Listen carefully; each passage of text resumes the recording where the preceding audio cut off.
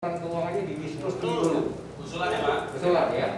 Yang kedua, tadi kami melihat tentang banyaknya kerjasama itu diandalkan seakan-akan pembayaran dari hasil kerjasama itu. Padahal itu sungguh-sungguh masih spekulasi juga, yang kita tidak tahu kepastian hasilnya. Nah, pertanyaannya adalah mengapa dari pihak debitur itu tidak mengikuti yang namanya program ekonomi nasional PEN yang dapat strukturisasi dari dana pemerintah yang saat ini dialirkan itu. Kenapa itu tidak dijadikan satu alternatif untuk mendapatkan itu lalu dibayarkan kepada kreditur sehingga jangka waktu pembayarannya jauh bisa lebih dipercepat. Demikian yang mulia dan tim pengurus, terima kasih. Namanya Pak? Saya Petrus Loyani mewakili dua kreditor. Sorry Pak, Bapak? Petrus Loyani Bapak Petrus ya? mewakili dua kreditor.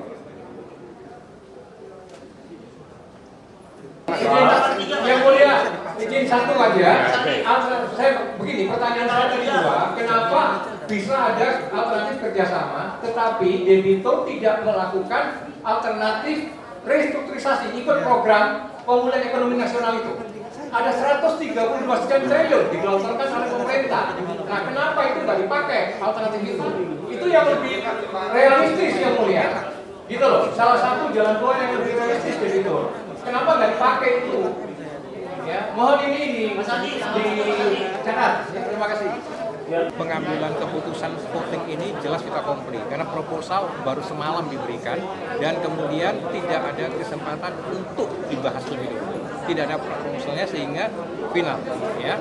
Nah, kita di vita kompli, artinya di vita kompli dengan demikian tidak ada kemungkinan lain. Satu, kedua, kenapa tidak dicari alternatif yang lebih maksimal? Kalau dikatakan tadi sudah maksimal, itu menurut saya tidak maksimal karena ada alternatif lain yaitu program pemulihan ekonomi nasional, restrukturisasi. Kenapa itu nggak dipakai? Ya, dia bisa menggunakan kerjasama dengan pihak lain, tapi kenapa tidak menggunakan jalur PEN? Itu yang kedua. Nah, yang ketiga begini, saya menggarisbawahi apapun dan bagaimanapun proses PKPU dan kepilotan ini sangat rentan dengan fraudulent misrepresentation. Artinya apa? Kreditur dihadapkan pada dilema yang semuanya itu akan membenarkan debitur. Pertama begini, asetnya kita nggak tahu berapa banyak. Yang namanya insolven itu perbandingan antara aset dan utang itu jauh sekali. Artinya lebih besar utang daripada aset. Nah, pertanyaannya dari mana insolven itu datangnya? Bagaimana dia bisa insolven? Itu tidak ada pembuktiannya.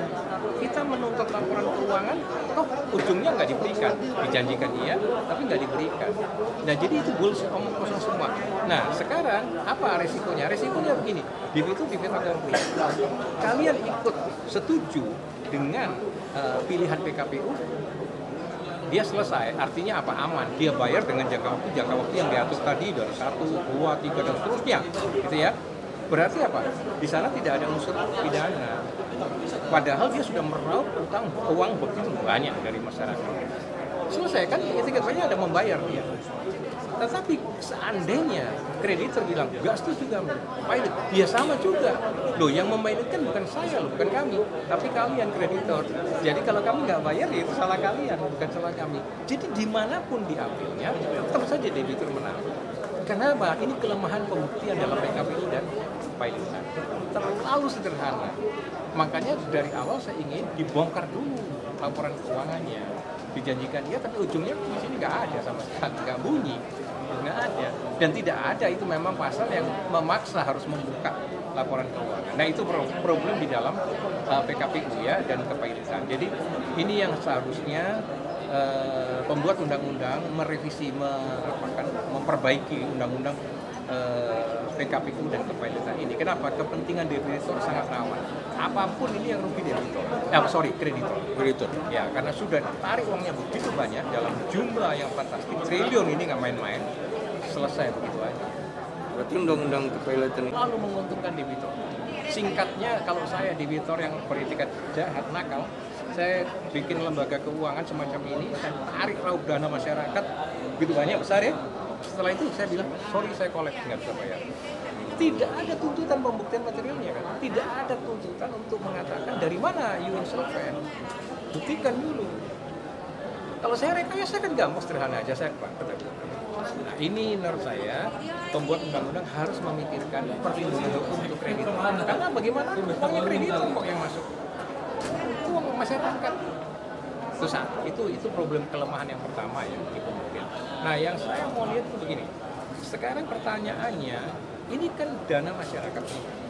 Seharusnya kalau terjadi one prestasi begini, jangan cuma di pidana biasa, harusnya sudah bisa masuk ke dalam tindak pidana korupsi. Bukan pidana biasa, bukan pidana khusus juga. Korupsi kan apa? Ini adalah fundraising dari pengerahan dana masyarakat. Harusnya pidana korupsi. Nah, saya nggak tahu tuh pelapor yang pidana hanya ikut di pidana khusus ataukah diarahkan juga ke pidana korupsi. Karena ini dana masyarakat loh yang diraup.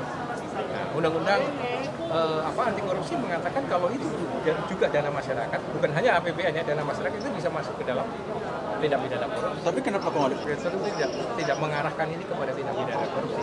Seharusnya bisa salah. Oh, ini kan termasuk Arahkan ke tindak pidana korupsi, maka akan dipaksa dia di situ untuk membongkar laporan keuangannya. Kalau sekarang ini, kalau hanya pidana biasa, dia akan memiliki alasan pembenar. Loh, kami sudah punya etiket bayar ke PKPU ini, makanya bayar. Nah, tentang lamanya, waktunya, besar kecilnya kan sudah di skenario kan ini. Selesai, nggak bisa dirubah lagi. Dia sudah punya alasan pembenar. Ya, kalau seandainya kreditor bilang, nggak bisa, ini pilot. Dah, kalian loh yang memainkan, bukan kami. Jadi kami nggak bayar juga gara-gara kalian. Jadi apapun kreditor yang diambil dalam posisi yang kalah. Tapi kalau ini dikorupsikan, dia akan dipaksa pembuktian yang lebih jauh, pembuktian material dikejar full the money. Kemana uang yang kamu katakan insolven itu? Utangmu ini kemana? Gara-gara apa? Ya, full the money dikejar di situ. Berbeda. Saya pikir harus saat ini harus dipikirkan oleh pembuat undang-undang memperbaiki undang-undang PKPU dan kepajakan itu.